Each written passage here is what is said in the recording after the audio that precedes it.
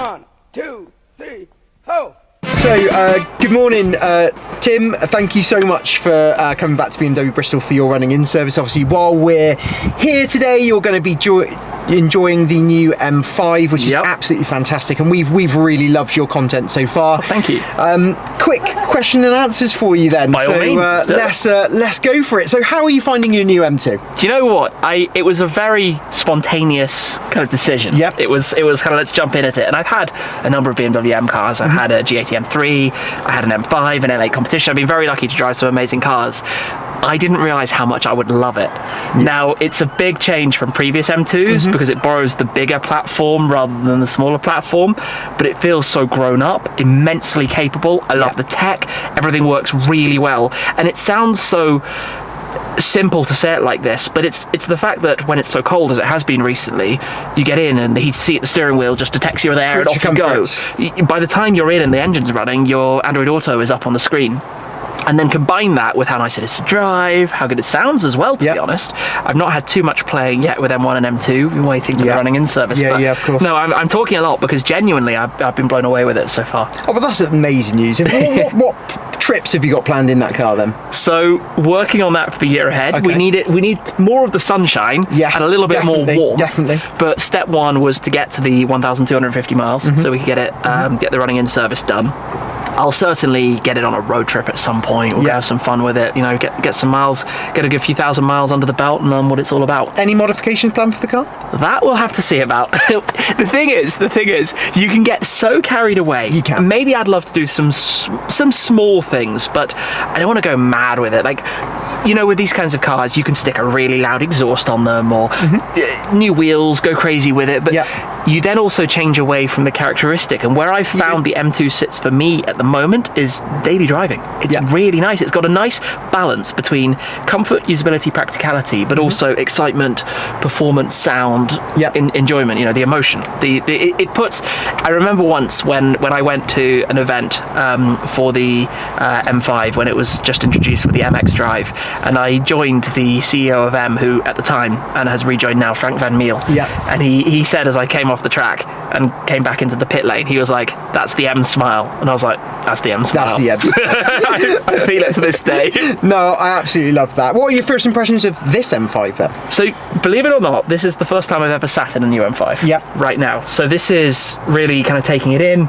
Obviously, there's a lot that's been done in terms of the lights and the feel and the experience of the car. I think the big talking point though is hybrid. What's it like to drive? So we'll find out and learn a little bit more about that today. Absolutely. So this car is finished in Marina Bay Blue.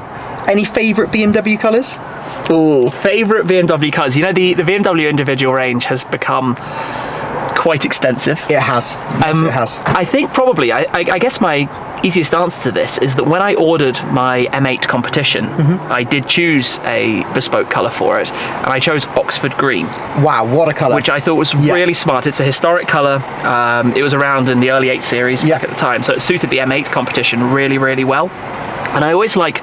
To be honest, I like a colour with a story more than I do a colour just because of the colour. Yes. So if I can link it, so it's almost like if I was speccing a new car now, I'd try and find something that linked to that car or to the history of that car or the model range or something like that. That's a really good way of doing it. That's a really, really good way of doing it. It means also you don't get trapped into the same...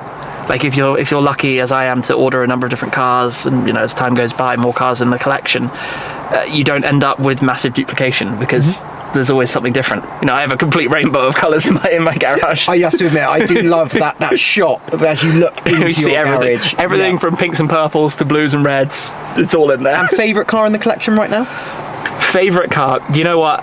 This goes back to what I just said about a story. I really love my Ford GT.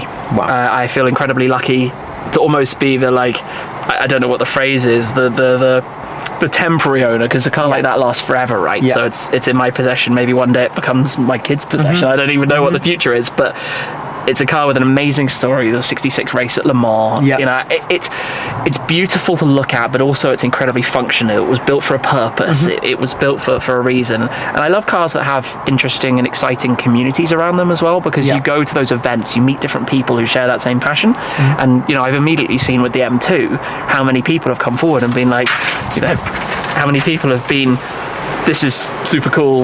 Yeah. Like I've got one coming. Just start talking about it. Yeah, no, it's amazing, and we definitely see that community with the M2 and in M-Power in general, actually. And it's you know, it's had such a following for so long. You know, I totally understand with that answer. So yeah, no, fantastic. So talking about the future then, so what trips have you got planned this year? What exciting things can we expect from Shmee this year? There are so many things. In a way, so I've been making YouTube videos for 15 years. Right, over 15 years now, and in that time I've made over 5,500 YouTube videos. So I've been lucky to experience that is staggering. Many road trips, many different countries, and I want to this year actually wind it back a little bit more to the roots of the kind of trips I used to love doing for videos, but not sort of, I said that wrong, not doing for videos, but doing for myself that just happened to be on video.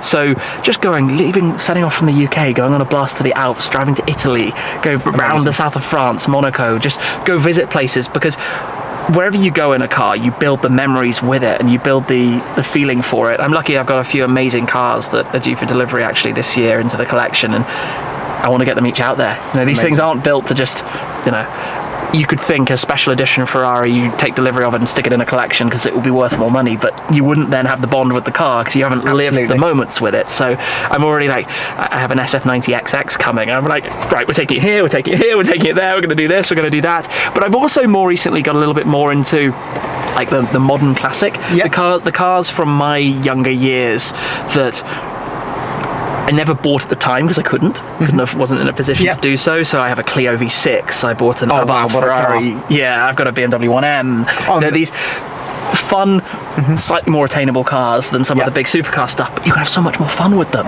You just go out and drive them. real drivers' cars without the fuss. Absolutely. And just enjoy those experiences and let other people drive them as well. You know, whether it's my team or my friends, and just have fun with the cars because that's what they're about. Oh, amazing. Well, on behalf of Dick Lovett BMW Bristol, thank you so much for your time today.